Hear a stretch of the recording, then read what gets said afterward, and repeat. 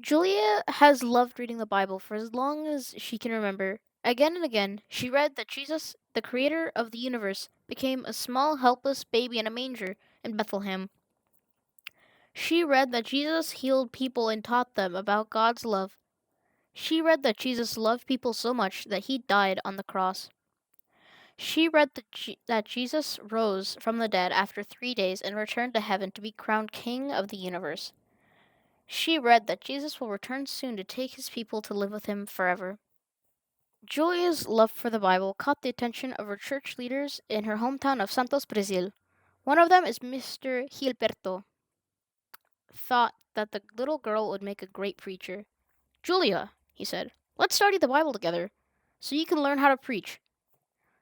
Julia felt a little scared about the idea of preaching in front of people, but she agreed to study the Bible with Mr. Gilberto. After studying for some time, Julia prepared her first sermon. He first listener was her dear grandmother, who was thrilled to hear her speak.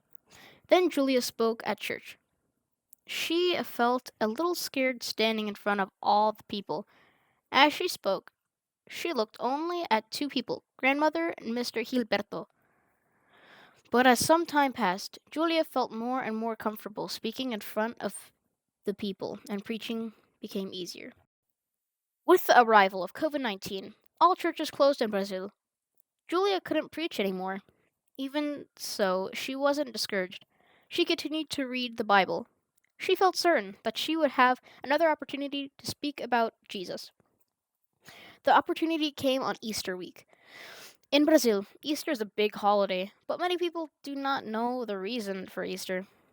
They do not know that Easter celebrates Jesus' resurrection.